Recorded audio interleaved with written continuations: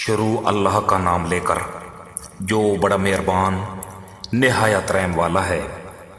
بڑی شان ہے اس ذات کی جس کے ہاتھ میں ساری بادشاہت ہے اور وہ ہر چیز پر پوری طرح قادر ہے، جس نے موت اور زندگی اس لیے پیدا کی تاکہ وہ تمہیں آزمائے کہ تم میں سے کون عمل میں زیادہ بہتر ہے، اور وہی ہے جو مکمل اقتدار کا مالک بہت بخشنے والا ہے، جس نے 7 آسمان اوپر تلے پیدا کیے۔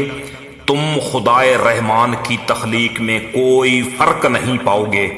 اب پھر سے نظر دوڑا کر دیکھو، کیا تمہیں کوئی رخنہ نظر آتا ہے؟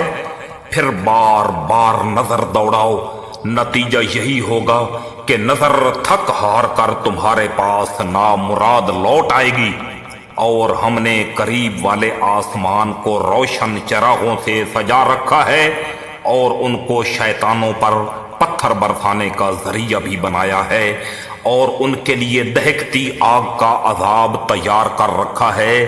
اور جن لوگوں نے اپنے پروردگار سے کفر کا معاملہ کیا ہے ان کے لیے جہنم کا عذاب ہے، اور وہ بہت برا ٹھکانہ ہے۔ جب وہ اس میں ڈالے جائیں گے تو اس کے دھاڑنے کی آواز سنیں گے اور وہ جوش مارتی ہوگی، ایسا لگے گا جیسے وہ غصے سے پھٹ پڑے گی۔ جب بھی اس میں کافروں کا کوئی گروہ پھینکا جائے گا تو اس کے محافظ ان سے پوچھیں گے کہ کیا تمہارے پاس کوئی خبردار کرنے والا نہیں آیا تھا؟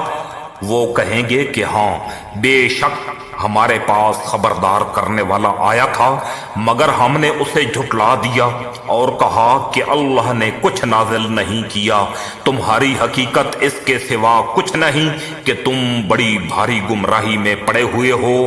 اور وہ کہیں گے کہ اگر ہم سن لیا کرتے اور سمجھ سے کام لیا کرتے تو آج دوزخ والوں میں شامل نہ ہوتے۔ اس طرح وہ اپنے گناہ کا خود اعتراف کر لیں گے۔ غرض پھٹکار ہے دوزخ والوں پر۔ اس کے برعکس جو لوگ بن دیکھے اپنے پروردگار سے ڈرتے ہیں ان کے لیے بے شک مغفرت اور بڑا اجر ہے۔ اور تم اپنی بات چھپا کر کرو یا زور سے کرو، سب اس کے علم میں ہے، کیونکہ وہ دلوں تک کی باتوں کا مکمل علم رکھنے والا ہے۔ بھلا جس نے پیدا کیا وہی نہ جانے، جبکہ وہ بہت باریک بین مکمل طور پر باخبر ہے۔ وہی ہے جس نے تمہارے لیے زمین کو رام کر دیا ہے، لہذا تم اس کے مونڈھوں پر چلو پھرو اور اس کا رزق کھاؤ، اور اسی کے پاس دوبارہ زندہ ہو کر جانا ہے۔ کیا تم آسمان والے کی اس بات سے بے خوف ہو بیٹھے ہو کہ وہ تمہیں زمین میں دھنسا دے تو وہ ایک دم تھر تھرانے لگے؟ یا کیا تم آسمان والے کی اس بات سے بے خوف ہو بیٹھے ہو کہ وہ تم پر پتھروں کی بارش برسا دے؟ پھر تمہیں پتہ چلے گا کہ میرا ڈرانا کیسا تھا۔ اور ان سے پہلے جو لوگ تھے انہوں نے بھی پیغمبروں کو جھٹلایا تھا، پھر دیکھ لو کہ میرا عذاب کیسا تھا۔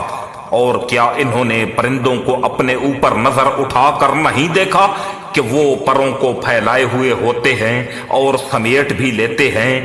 ان کو خدائے رحمان کے سوا کوئی تھامے ہوئے نہیں ہے، یقیناً وہ ہر چیز کی خوب دیکھ بھال کرنے والا ہے۔ بھلا خدائے رحمان کے سوا وہ کون ہے جو تمہارا لشکر بن کر تمہاری مدد کرے؟ کافر لوگ تو نرے دھوکے میں پڑے ہوئے ہیں۔ اگر وہ اپنا رزق بند کر دے تو بھلا کون ہے جو تمہیں رزق عطا کر سکے؟ اس کے باوجود وہ سرکشی اور بیزاری پر جمے ہوئے ہیں۔ بھلا جو شخص اپنے منہ کے بل اوندھا چل رہا ہو وہ منزل تک زیادہ پہنچنے والا ہوگا، یا وہ جو ایک سیدھے راستے پر سیدھا سیدھا چل رہا ہو؟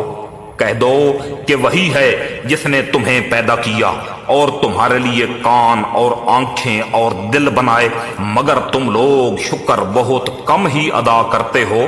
کہہ دو کہ وہی ہے جس نے تمہیں زمین میں پھیلایا اور اسی کے پاس تمہیں اکٹھا کر کے لے جایا جائے گا۔ اور یہ لوگ کہتے ہیں کہ اگر تم سچے ہو تو بتاؤ کہ یہ وعدہ کب پورا ہوگا؟ کہہ دو کہ اس کا علم تو صرف اللہ کے پاس ہے اور میں تو بس صاف صاف طریقے پر خبردار کرنے والا ہوں۔ پھر جب وہ اس قیامت کے عذاب کو پاس آتا دیکھ لیں گے تو کافروں کے چہرے بگڑ جائیں گے اور کہا جائے گا کہ یہ ہے وہ چیز جو تم مانگا کرتے تھے۔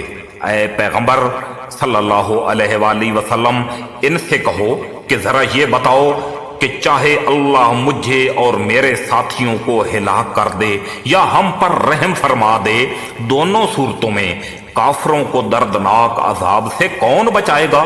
کہہ دو کہ وہ رحمان ہے، ہم اس پر ایمان لائے ہیں اور اسی پر ہم نے بھروسہ کیا ہے، چنانچہ عنقریب تمہیں پتہ چل جائے گا کہ کون ہے جو کھلی گمراہی میں مبتلا ہے۔